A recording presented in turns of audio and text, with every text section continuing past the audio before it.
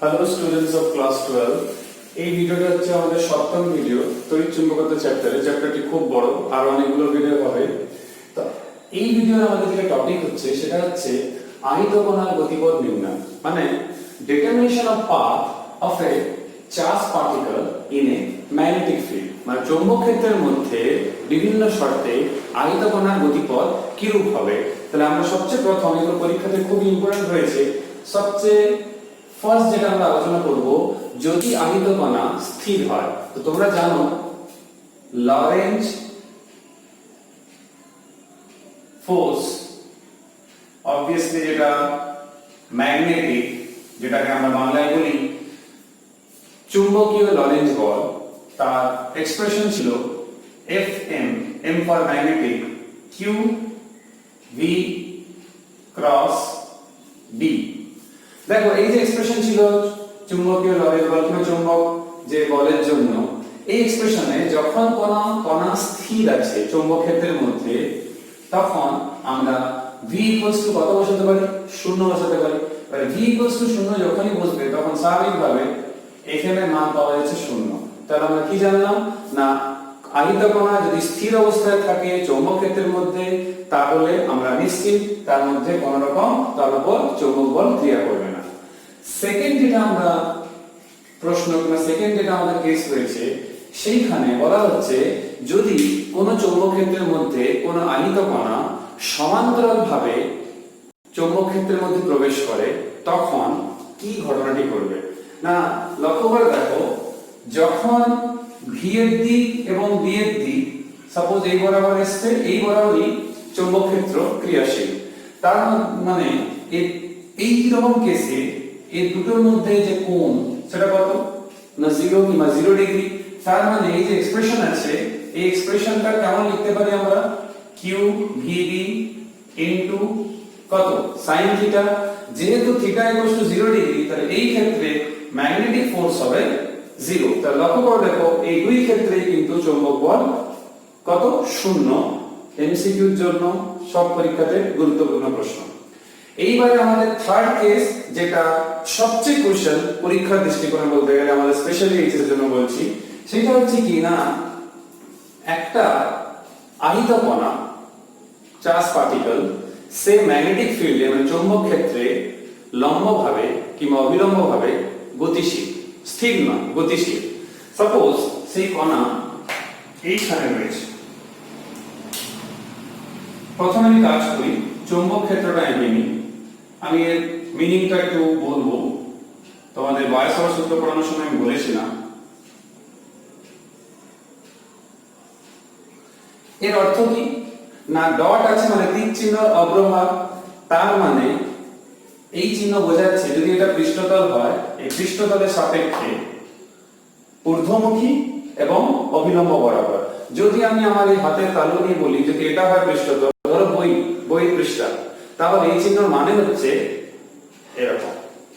তার মানে কি এই তলের সাপেক্ষে ঊর্ধ্বমুখী, অবিলম্ব তো বটেই 90 ডিগ্রি, যেটা আমাদের ক্যালকুলেশনে কাজেও লাগবে। প্রশ্নতে হেডিংও দেওয়া থাকবে যে লম্বভাবে গতিশীল কোনো আহিত কণা চৌম্বক ক্ষেত্রে প্রবেশ করলে দেখাও যে তার গতিপথ সমবৃত্তীয় গতি। খুবই ইম্পর্টেন্ট প্রশ্ন, যেখান থেকে সাইক্লোট্রনের যে তৈরি কনসেপ্টটা এখান থেকে এসেছে, এটা ভালো করে করতে হবে আমাদের।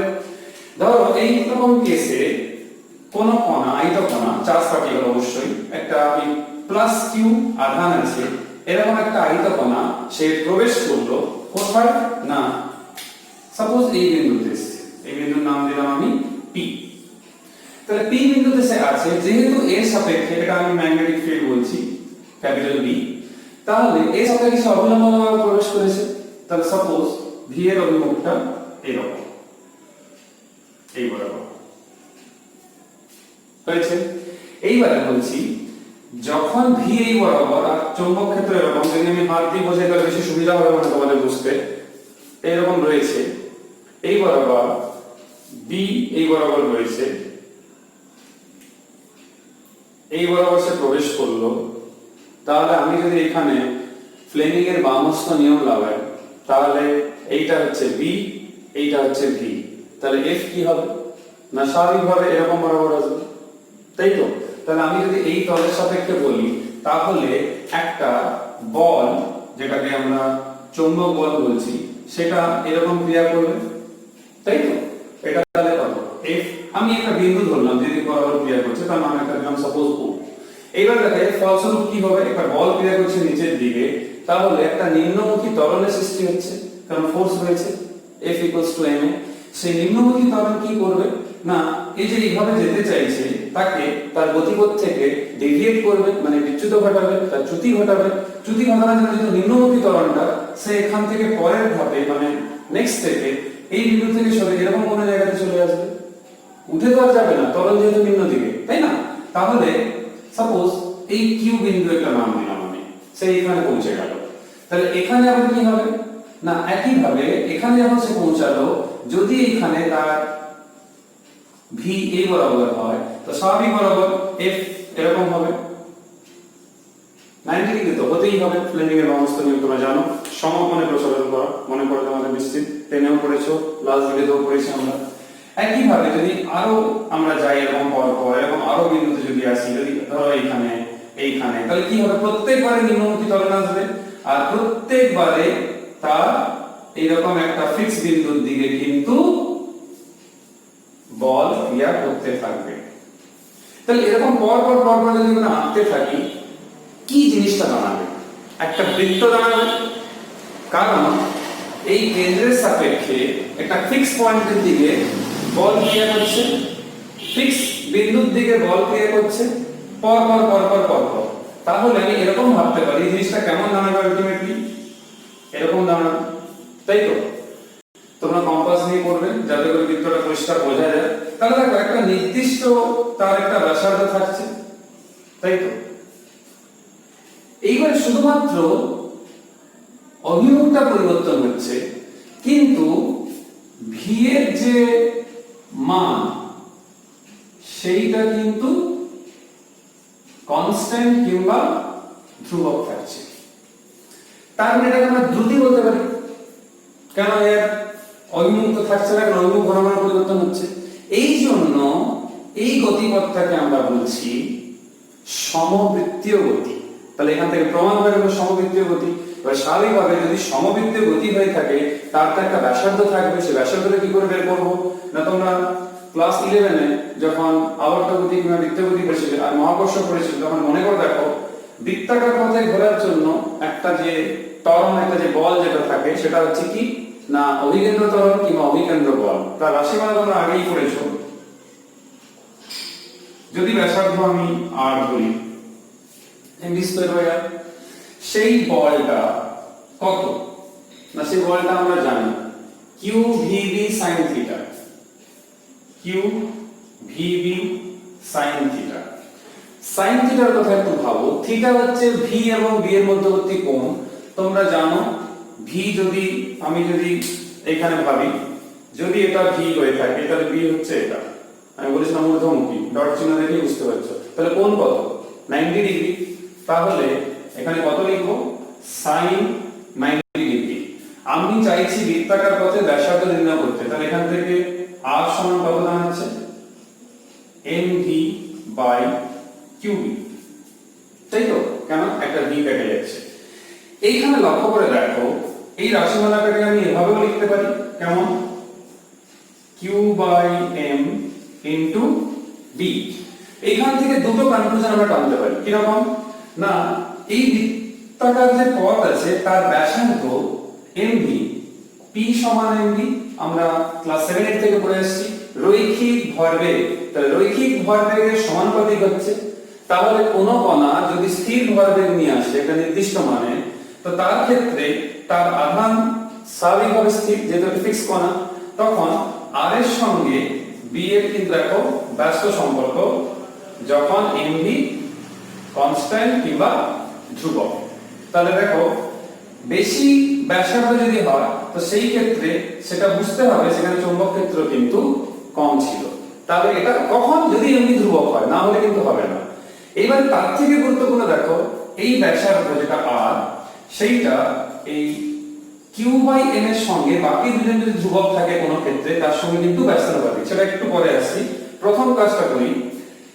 আমাদের এখানে q আর b যদি ধ্রুবক হয় কোনো কারণে, তখন আমরা বুঝতেই পারছি তাহলে আর সমানুপাতিক এমভি হচ্ছে।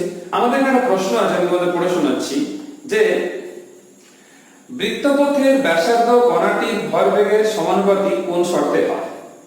তাহলে শর্তটা কি, যখন কিউ এবং বি ধ্রুবক, একটা কণা ফিক্স তাহলে আধান ফিক্স, তাহলে তার চৌম্বক ক্ষেত্র যদি ফিক্স করে দেয় নির্দিষ্ট মানে, তাহলে কিন্তু এই শর্তটা হবে। এটা প্র্যাকটিক্যালি খুব ক্রুশিয়াল। কেন, আমাদের যে ভরের যে বর্ণালীবীক্ষণ যন্ত্র হয়, মানে কোনো তড়িতাহিত কণার যে ভর নির্ণয় করা হয়, যাকে আমরা বলি মাস স্পেকট্রোস্কোপ, যে যন্ত্রটার নাম, যাকে আমরা বাংলায় বলি ভর বর্ণালীবীক্ষণ যন্ত্র, সেইটার যে মূল নীতি এটাই যে ব্যাসার্ধের সঙ্গে যে রৈখিক ভরবেগ, যে সমানুপাতিক সম্পর্ক, এই সম্পর্ককেই কাজে লাগিয়ে সেই যন্ত্রটি কিন্তু তৈরি করা হয়। এটা মাথায় রাখবে তোমরা। নেক্সট যেটা আমি তোমাদের বললাম যে ব্যাসানুপাতিক, এটা তো মাথায় রাখতেই হচ্ছে। সবচেয়ে এবারে ক্রুশিয়াল জিনিস এই যে কিউ বাই এম, তোমরা মনে রাখবে এই নিশ্চিত আগে তোমরা কেমিস্ট্রিতেও পড়েছো, যখন বোর্ড তত্ত্ব পড়েছিলে, এই কিউ বাই এম কে আমরা বলি স্পেসিফিক চার্জ। স্পেসিফিক চার্জ কি, স্পেসিফিক চার্জ হচ্ছে কিনা আধান আর সেই যে ইলেকট্রন প্রোটন যেটাই হোক থাকুক না কেন, তার ধর প্রোটনের আধান বাই প্রোটনের ভর, ইলেকট্রনের আধান বাই ইলেকট্রনের ভর, তো একটা নির্দিষ্ট মান হবে। একে আমরা বাংলায় বলি আপেক্ষিক আধান।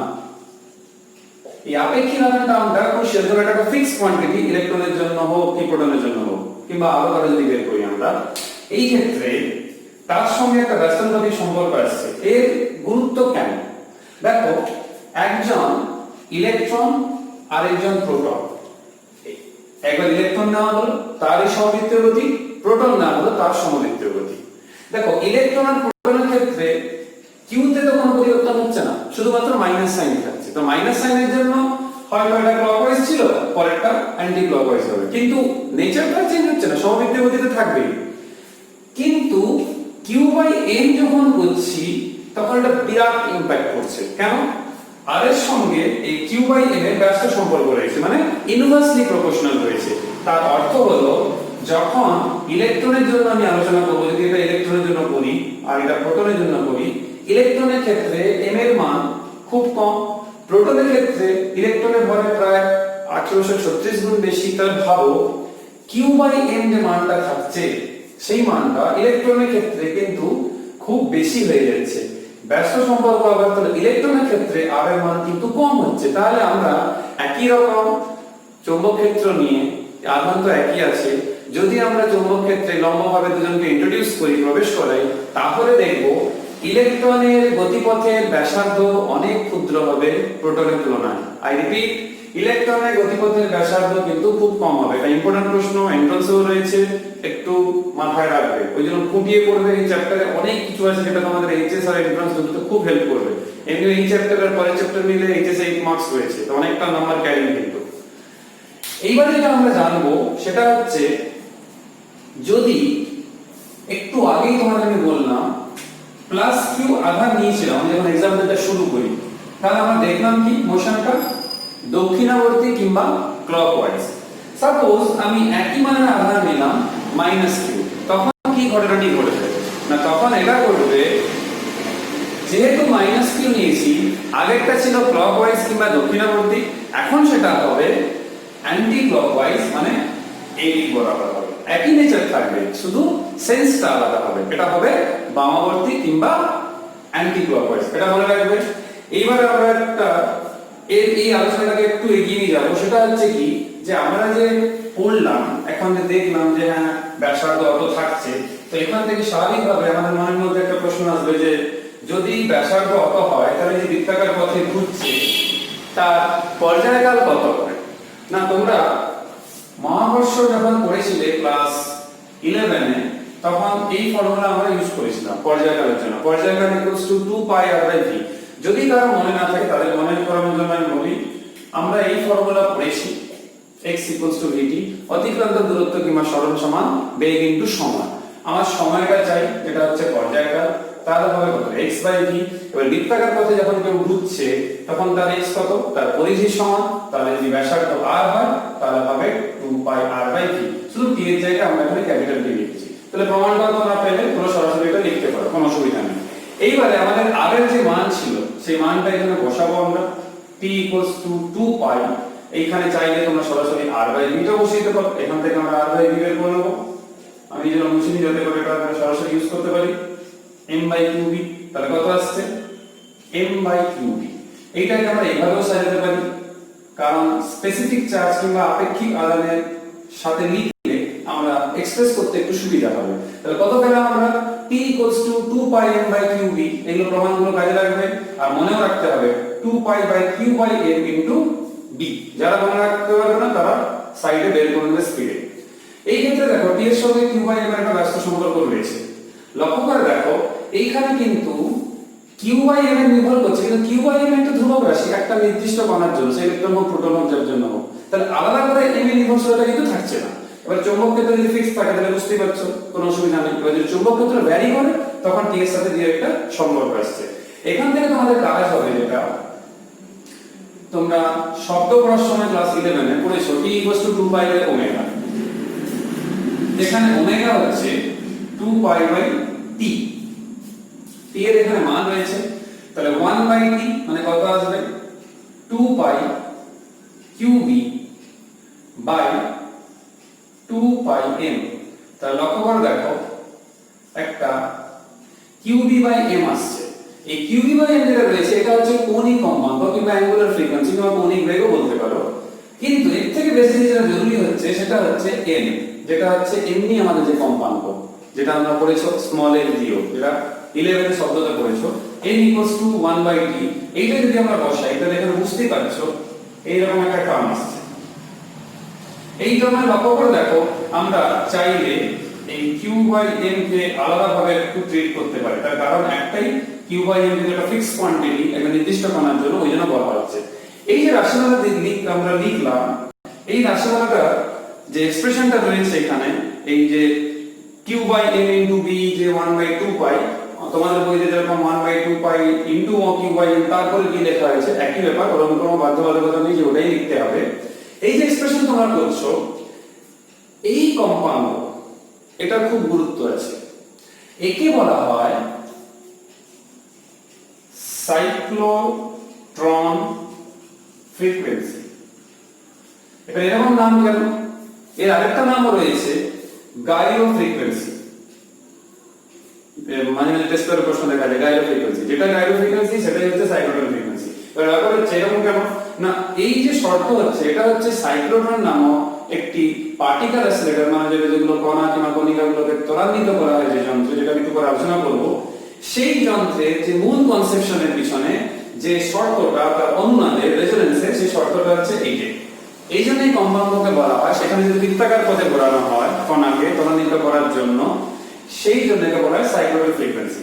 কনসেপশনটাকে বলি, এখানে তোমরা দেখতে পাচ্ছ r এর সঙ্গে v এর সম্পর্ক কেমন, সমানুপাতিক সম্পর্ক। তাহলে বুঝতেই পারছো যত বেশি বেগে তাকে প্রবেশ করাবো চৌম্বক ক্ষেত্রের মধ্যে তত বেশি ব্যাসার্ধ হবে তার, যত বেশি পাক ঘুরবে সে তত বেশি শক্তিশালী হবে, তত বেশি এনার্জাইজড হবে। তার মানে r এর সঙ্গে v এর একটা সম্পর্ক, তাহলে তো প্রচুর বড় ব্যাসার্ধ লাগবে বৃত্তাকার পথের জন্য, যেহেতু r বেড়ে যাচ্ছে v এর জন্য। ভেবে দেখো t যেটা ছিল সেই ক্ষেত্রে t সমানুপাতিক কত না r by v। তাহলে যত r বাড়বে তত v ও বাড়বে। তাই দেখো আমাদের কিন্তু প্র্যাকটিক্যাল কোনো সমস্যা থাকছে না। কেন থাকছে না না, t এর সঙ্গে r by v হচ্ছে সমানুপাতিক।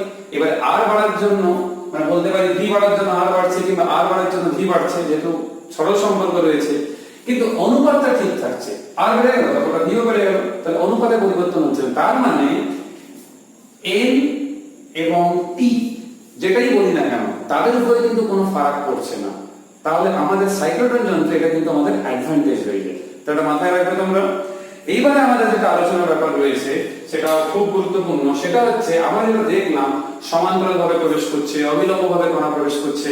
আবার সেইরকম কিছু কেস না হয়ে যদি এরকম কিছু হয় যে কোনো অ্যাঙ্গেলে প্রবেশ করছে, সে 30 ডিগ্রিও হতে পারে 60 ডিগ্রিও হতে পারে, তখন কি হবে না, তার জন্য একটু ভালো করে আমাদের কনসেপশনটা তৈরি করতে হবে, না হলে কিন্তু প্রবলেম হবে।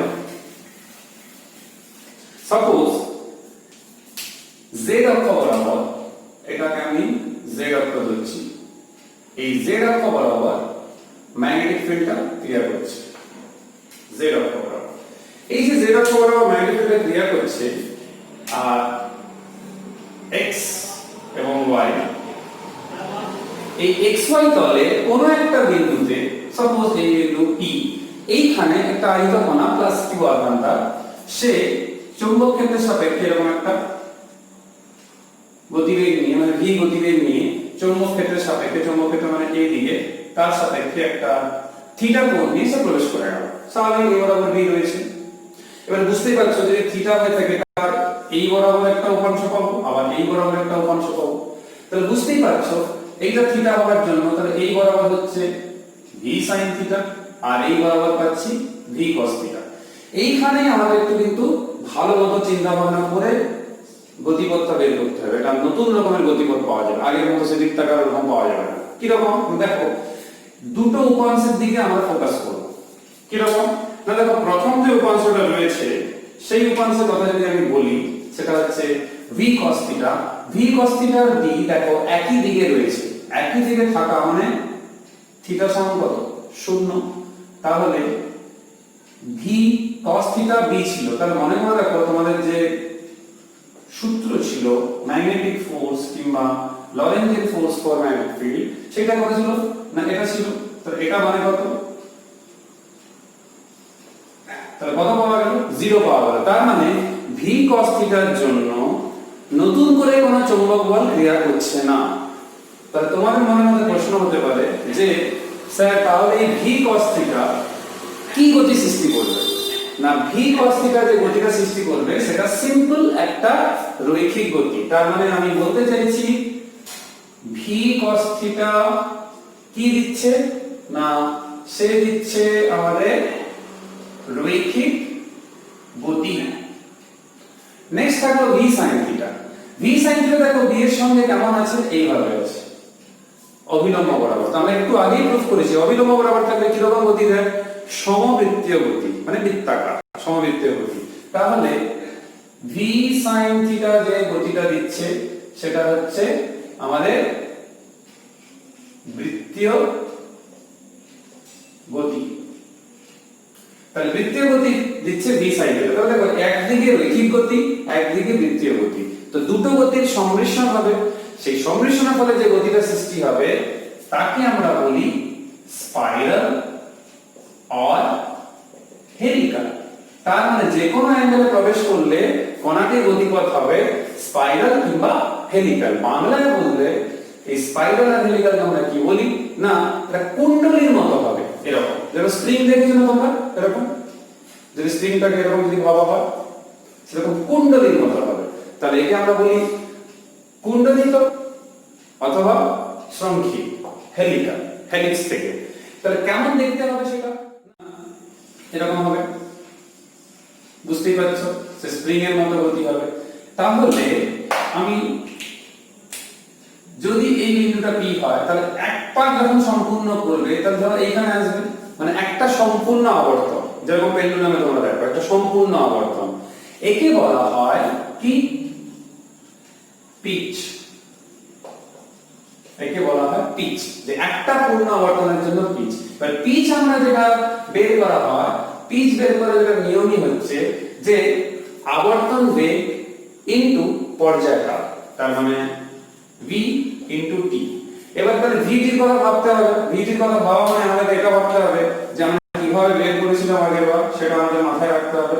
মনে করে দেখো আমরা এইভাবে বের করেছিলাম, সেইখানে আমাদের r সমান বেরিয়েছিল mv বাই qv, কিন্তু একটু ভেবে দেখো তখন বেরিয়েছিল ঠিকই, একে আমি আর এখন বলতে পারবো না। কেন বলতে পারবো না? এই ক্ষেত্রে তো v নয়, এই ক্ষেত্রে তো v sin থিটা। তাহলে একে নাম দিলাম নতুন একটা r, কিংবা r না দিয়ে r1 কিংবা r প্রাইম। তাহলে m v না লিখে লিখবো mv sin theta by qv। তাহলে এটা হলো কি r ড্যাশ এর মান।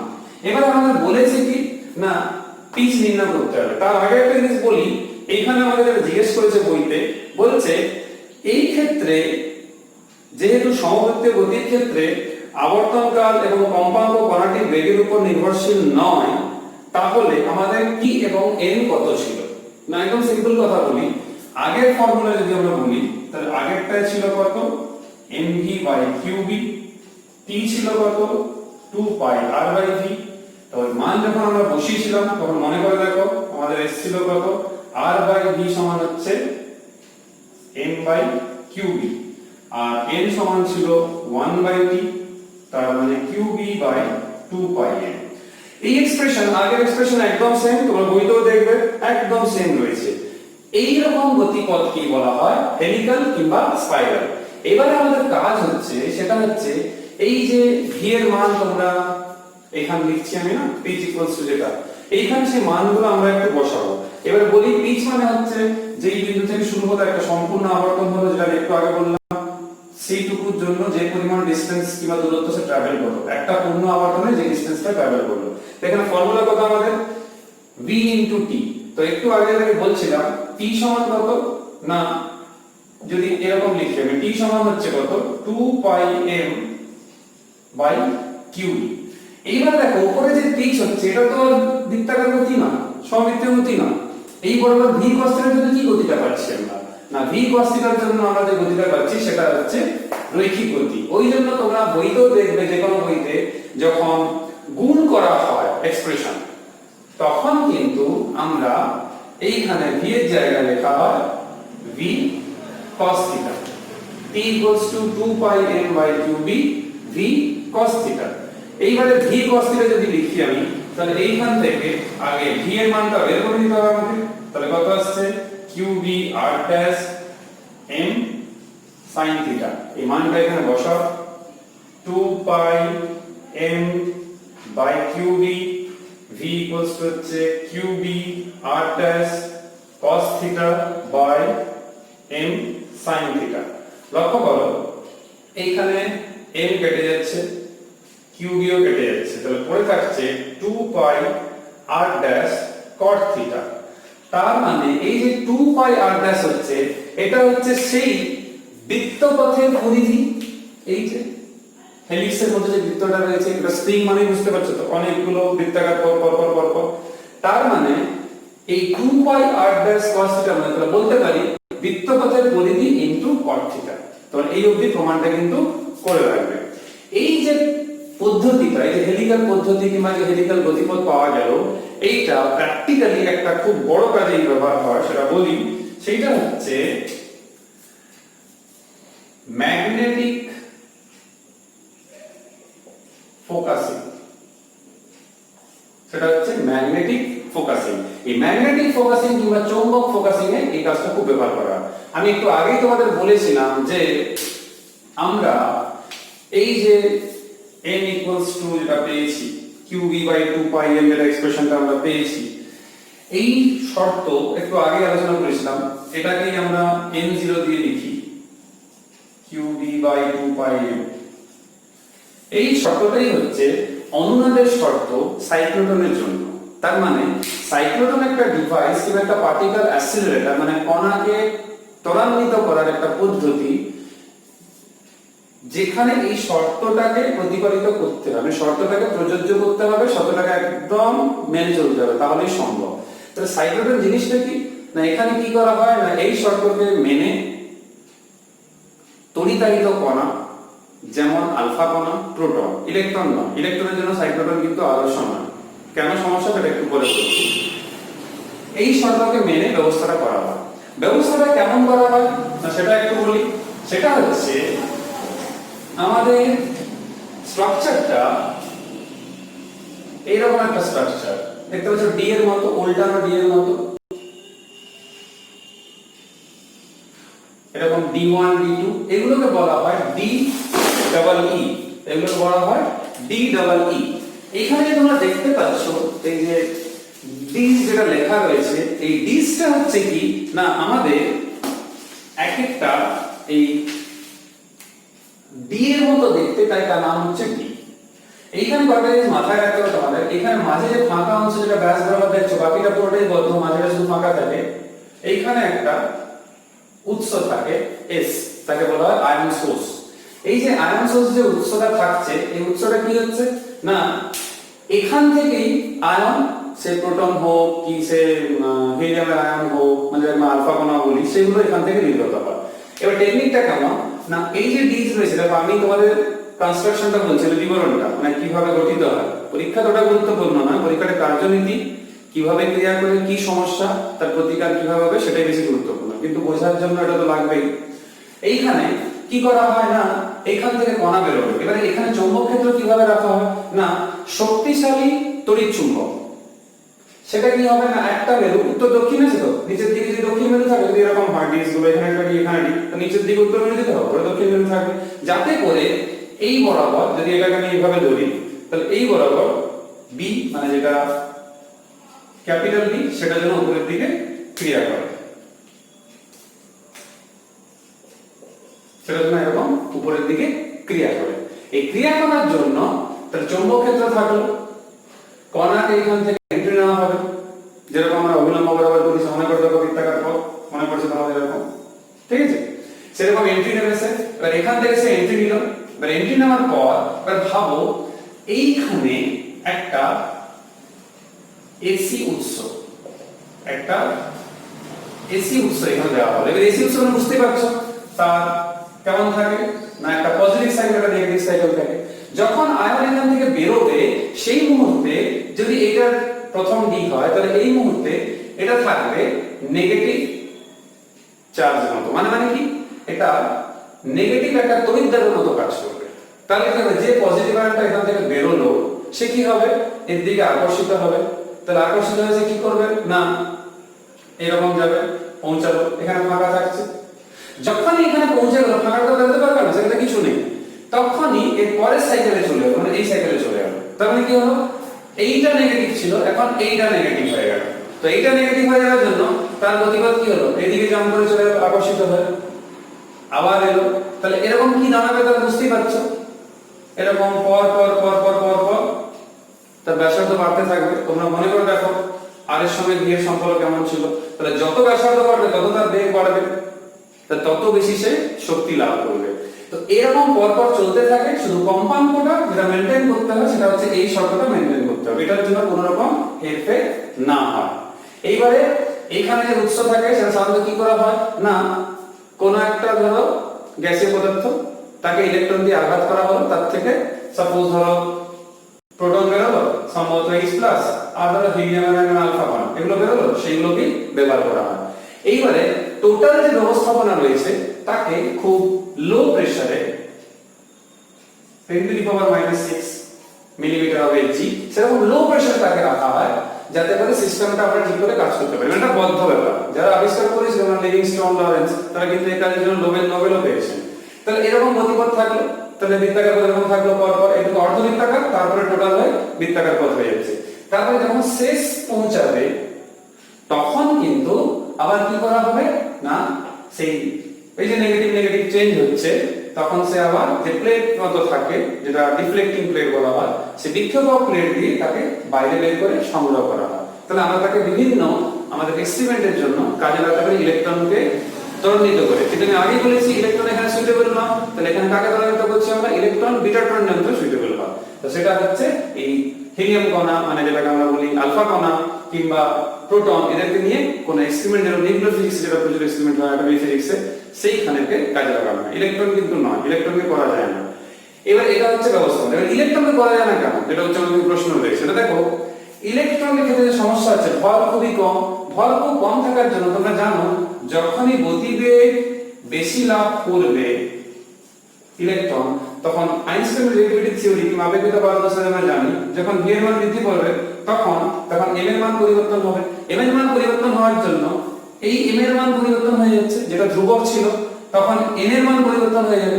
তার মানে যে শর্ত, যে অনুমানিক শর্ত আছে সাইক্লোট্রনের, সেটা কিন্তু লঙ্ঘিত হয়ে যাচ্ছে। লঙ্ঘিত হয়ে যাওয়া মানে আমার সাইক্লোট্রন আর কাজ করবে না। এটা একটা সমস্যা। এই সমস্যাটাকে কিভাবে আমরা সমাধান করতে পারি, অন্তত ইলেকট্রনের ক্ষেত্রে এটা ভালো নাই পাবো, অন্য কণার ক্ষেত্রে আমরা কি করব, এই যে m রয়েছে যদি এখানে বসে এটা যদি বজ্রগমন করি তাহলে এরকম আসছে n0m, বাকিটা হচ্ছে qe/2π।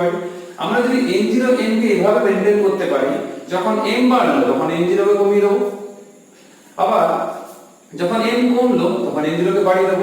তাহলে কি হবে, এই পক্ষটা ধ্রুবক থাকলো, তখন এর উপর কোনো প্রভাব পড়বে না। এই ব্যবস্থাটা আমরা কিন্তু সিনক্রোসাইক্লোট্রন নামক যন্ত্রতে কিন্তু আমরা এটা করে থাকি। এবার দ্বিতীয় সমস্যা কি হচ্ছে না, যত ভি বাড়াচ্ছি তখন তো আরো বেড়ে যাচ্ছে, তাহলে এরকম করতে করতে দেখা যেতে পারে যে প্রচুর বড় ব্যাসার্ধ দরকার এই ডিস গুলো, তাহলে যত বড় এটা বড় হবে তত বড় তো তড়িৎচুম্বক লাগবে, তার নিচের উপরে দিতে হবে। তাহলে অত বড় তড়িৎচুম্বক তৈরি করা, তার মানে এটা কারিগরি জটিলতা রয়েছে প্রযুক্তিগত দিক থেকে, আবার মনিটারি প্রবলেমও থাকছে, মানে ফাইন্যান্সিয়াল একটা প্রবলেম হয়ে যাচ্ছে, মানে অতগুলো টাকা ইনভেস্ট করতে হবে। তার জন্য একটা সমস্যা কিন্তু সৃষ্টি হয়। 100 মিটার ব্যাস নিয়ে একটা তৈরি করা, তার জন্য কত বড় ল্যাবরেটরি লাগবে। এই জন্য আমরা কি করা হয় না, এইখানে যে এক্সপ্রেশনটা রয়েছে n = 1/qb/2πm থাকছে, আমরা এখানে বলতে পারি যে এইখানে যদি আমরা ব্যাসার্ধের সঙ্গে যে পরিবর্তনের কথাটা আমরা বলছি সেটা না করে নরমাল একটা তড়িৎচুম্বক ব্যবহার করেও কিন্তু করতে পারি।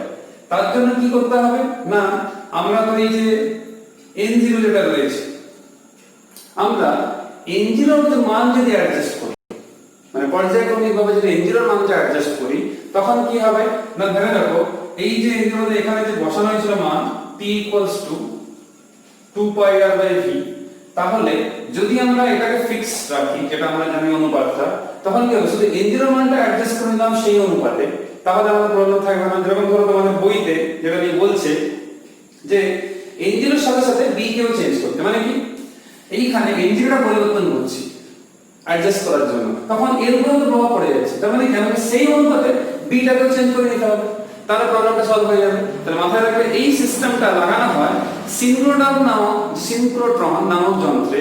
সেই সিনক্রোট্রন নামক যন্ত্রে কিন্তু এই টেকনিকটাই লাগানো হয় যে n এর সাথে সাথে b কেও পর্যায়ক্রমিকভাবে আমরা ভ্যারি করাচ্ছি, যার ফলে টোটাল যে expression left right hand side সেটা কিন্তু পরিবর্তন হচ্ছে না। তাহলে আগেরটা কি ছিল না, সিনক্রোসাইক্লোট্রন, যেখানে আমরা n এর সাথে m কে অ্যাডজাস্ট করে এভাবে করছি যাতে করে গুণফলটা ধ্রুবক হয়ে যাচ্ছে, তাহলে একটা বাড়ালাম আর একটা কমালাম, আর এই ক্ষেত্রে দুটোকে পর্যায়ক্রমিকভাবে অ্যাডজাস্ট করছি যাতে করে সমস্যা সমাধান না হয়। সাইক্লোট্রনে ইদানিং যা প্রশ্ন, তাহলে এই শর্তটা আছে, এই শর্তটা মাথায় রাখবে, এই শর্তটা মেইনটেইন করতে তো হবে। তারপরে হচ্ছে কি একটা লুপ থেকে, মানে যদি লুপ বলি, এটাকে লুপ বলে না তারা বলে যেটা এই অর্ধবৃত্তাকার পথ থেকে যখন আরেকটা, মানে একটা ডি থেকে যখন আরেকটা দিতে আসবে, তখন যেন এই একটা অর্ধ পর্যায় থেকে যেন পরের পর্যায়ে উচ্চতা চলে আসে। তাহলে উচ্চতার কম্পাঙ্ক ওইভাবেই অ্যাডজাস্ট করতে হয়, মানে অতটাই টাইম তোমাদের জানো n = 1/t, তা t টা এরকমই থাকবে যাতে করে এখান থেকে যখন বের হবে তখন পরের সাইকেলে চলে আসবে সোর্সটা, তাহলেই কিন্তু মেইনটেইন হবে। শর্ত কিন্তু শুধুমাত্র এটা বললে হবে না, এটার সাথে সাথে এটাও বলতে হবে এই যে অর্ধ পর্যায়ে থাকছে, যখনই পরেরটা আসবে তখন যেন পরের অর্ধ পর্যায়ে পৌঁছে যায়, এটা তোমাদের কিন্তু মাথায় রাখতে হবে। আর সাইক্লোট্রনের আমি যেটা একটু আগে বললাম কি কি লিমিটেশনস রয়েছে, সীমাবদ্ধতা রয়েছে দুটো, একটা হচ্ছে ইলেকট্রনকে পারে না ত্বরণিত করতে, অন্য ক্ষেত্রে আমরা এই অ্যাডজাস্টমেন্টটা করি, তো এটা হচ্ছে তার প্রতিকার। দ্বিতীয় প্রবলেম হচ্ছে যে খুব বেশি শক্তিশালী, মানে শক্তি ত্বরণিত করার জন্য খুব বড় ব্যাসের নিতে হচ্ছে, সেটা একটা সমস্যা। তার জন্য আমরা কি সমাধান করলাম না, n এবং b কে একসঙ্গে ভ্যারি করালাম। তো এটা ভালো করে পড়বে, যে কোনো টেক্সট বই ফলো করতে পারো, 6-7 যেটাই হোক না কেন। তাহলে এইখানে আমি স্টপ করছি, আবার নেক্সট ভিডিওতে আমরা এর পরের টপিক যেটা রয়েছে আমার বইতে যেরকম পরপর রয়েছে ওরকমই পড়াবো, যাতে করে তোমাদের কোনো সমস্যা না হয় পড়তে। সবাই সুস্থ থেকো, ভালো থেকো, টিল দেন বাই।